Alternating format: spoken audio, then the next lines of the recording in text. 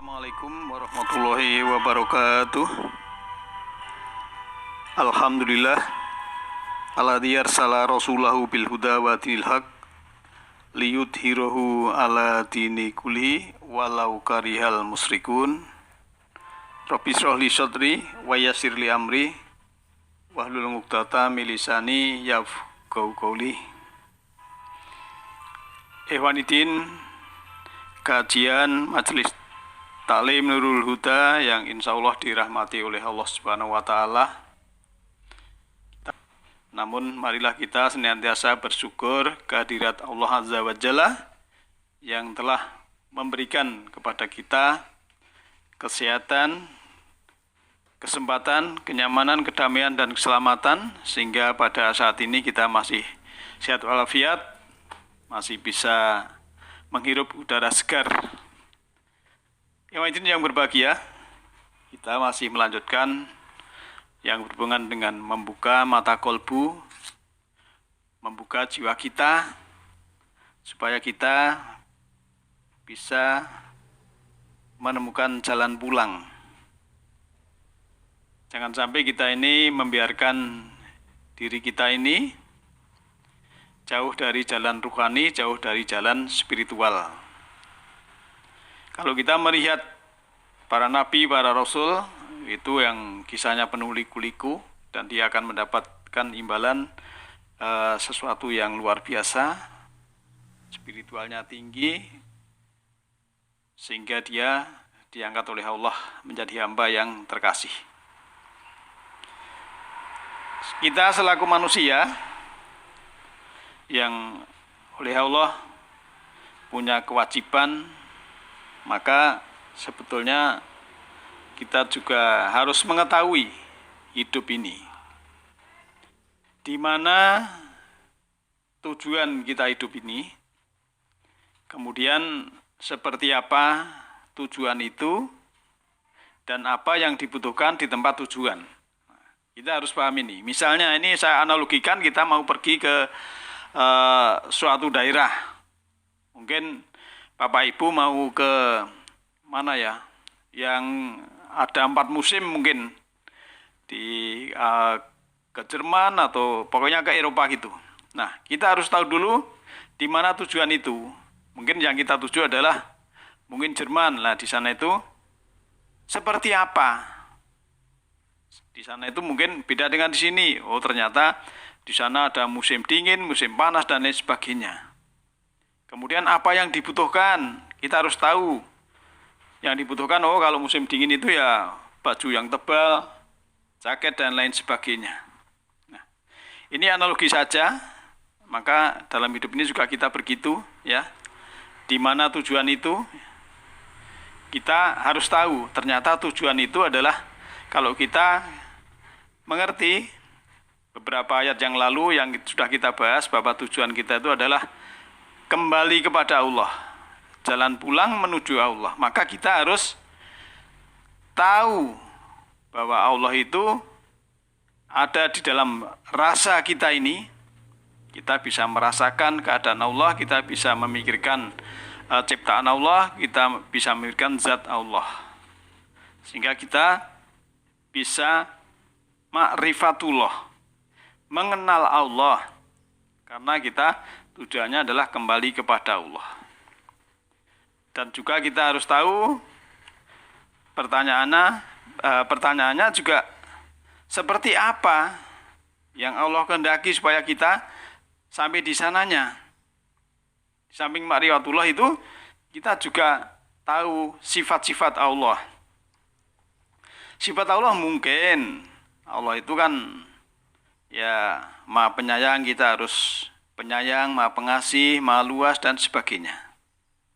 Nah, ikhwatin yang berbahagia, kalau kita sudah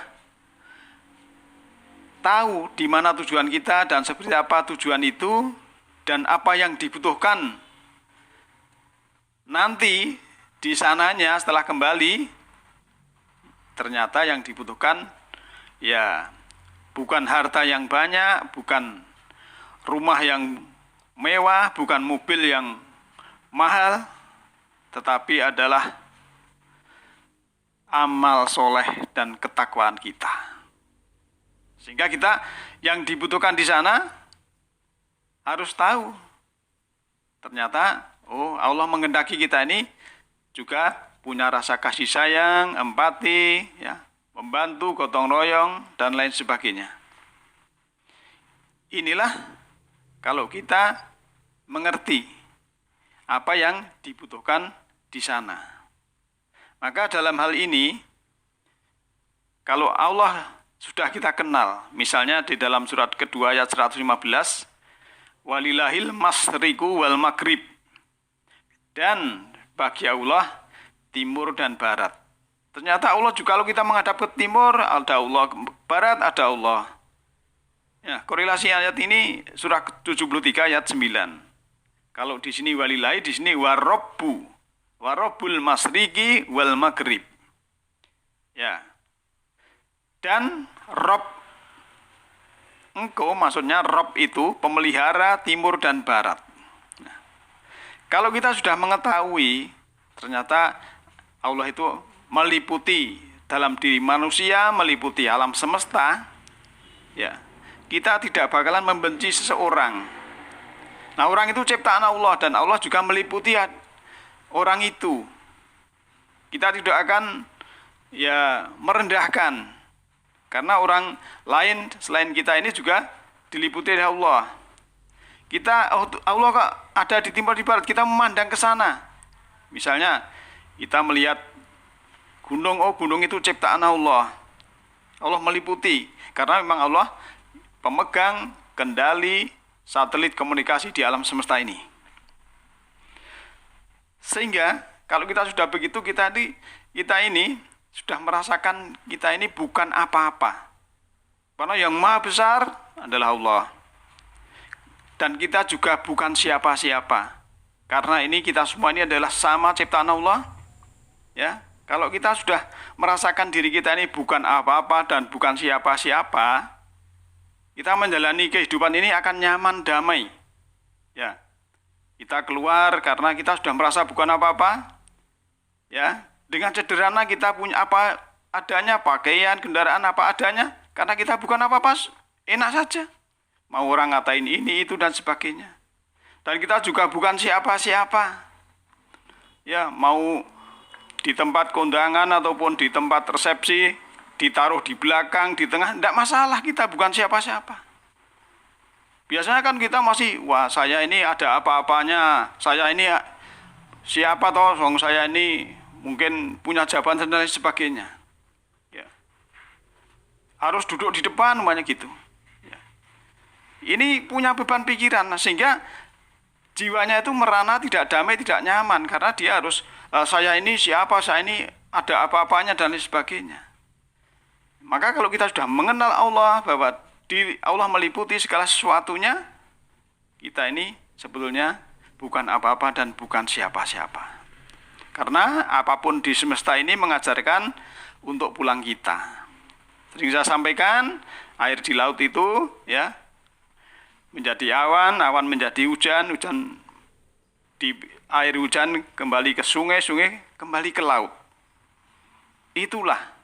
Termasuk juga kita belajar dari api. Api itu menyalanya ke atas karena memang daya tariknya itu sebagai matahari, pusat jatuh, ya, itu juga perlambang kembali. Maka kalau kita mencari jejak untuk pulang, ya, itu sebetulnya Allah sudah memberikan bekal. Banyak sekali bonus dalam kehidupan ini yang Allah berikan, ya, hadiah-hadiah yang sangat luar biasa. Kita sudah hidup berkecukupan untuk istilahnya bekal untuk menuju kepada Allah. Tujuan kita bukan harta, tapi kita juga diberi oleh Allah harta. Tapi harta itu adalah alat untuk mencapai tujuan. Maka dalam hal ini, kalau sudah kita mengetahui yang demikian itu, kita bisa merasakan ada rasa surga dan rasa neraka. Itu harus dirasakan dari sekarang.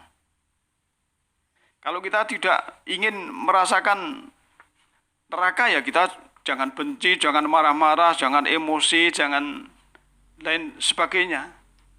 Tapi kalau marah-marah, kemudian benci, dendam, sakit hati, itu neraka terus itu. Tapi kalau kita merasakan surga, misalnya dalam surah 15 ayat 47, itu Allah Tuhan berfirman, wa naza'na ma fi sudurihim min ghillin ikhwana. Sehingga Allah itu melenyapkan rasa dendam kepada saudaranya.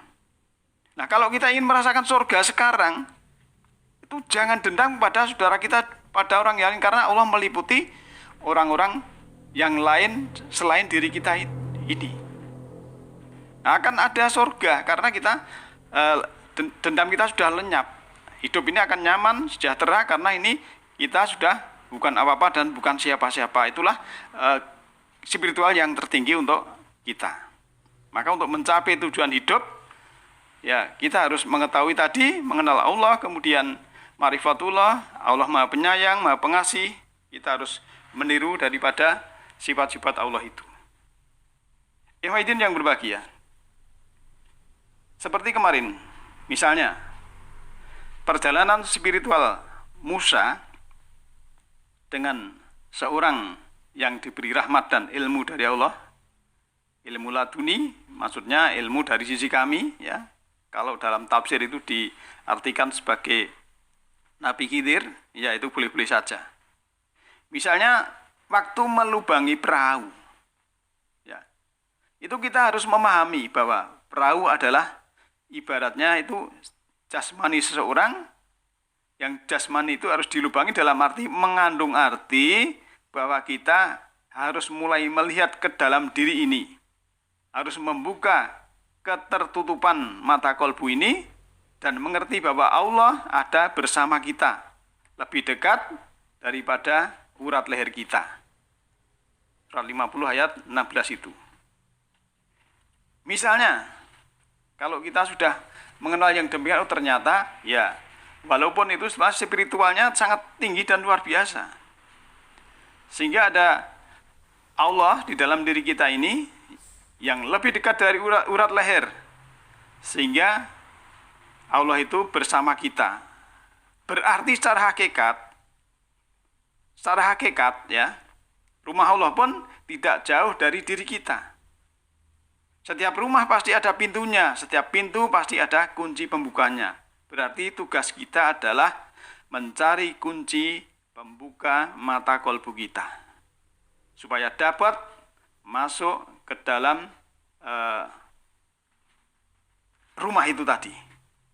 Sehingga kita mengerti kebesaran Rob kita, mengerti kebesaran Tuhan kita, ya, sebagaimana kalau Allah sudah menjelaskan dalam surat 41 ayat 53 yang artinya kurang lebih, kami akan memperlihatkan kepada mereka tanda-tanda kebesaran kami di segala wilayah bumi dan pada diri mereka sendiri.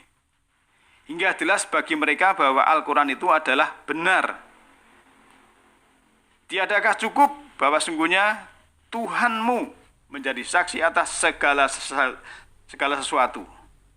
Ya, penjelasan baca dalam surat 41, surat Fussilat ayat 53. Yang itu yang berbahagia, maka kalau tugas kita sudah mengenal jiwa kita, mengenal diri kita, dengan kesadaran yang ada di kolbu kita, dan Allah sudah kita makrifati, dalam arti kita sudah mengenal dengan sungguhnya, karena kita tadi sudah mengenal di mana tujuan kita itu, seperti apa tujuan itu, dan apa yang dibutuhkan di tempat tujuan.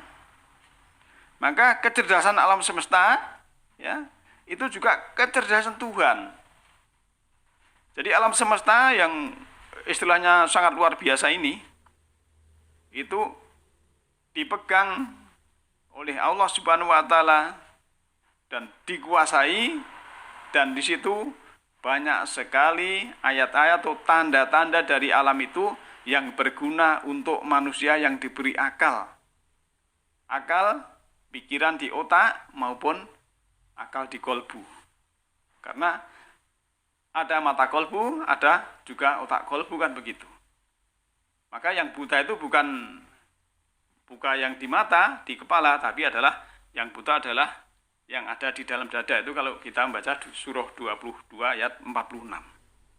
Maka dengan hal ini, marilah kita punya sisa umur kita di hidup ini selalu mencari jalan Tuhan untuk pulang, dan mudah-mudahan Allah membimbing kita kepada jalan yang diridhoi dengan kita mengerti, faham akan tujuan hidup, dan nanti bekalnya juga apa yang dibutuhkan di sananya.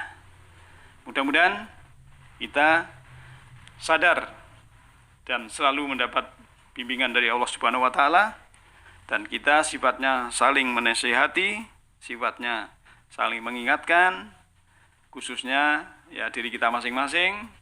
Mudah-mudahan kita tidak ada kebencian lagi, tidak ada kemarahan lagi, tidak ada sakit hati, kecewa pada orang lain, karena Allah meliputi segala sesuatu.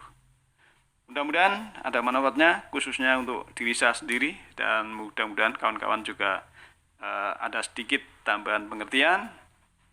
Malam ini saya cukupkan, lain kali kita bisa sambung lagi. Nasrul minallahi wa fathun qarib. Alhamdulillahirabbil alamin. Assalamualaikum warahmatullahi wabarakatuh.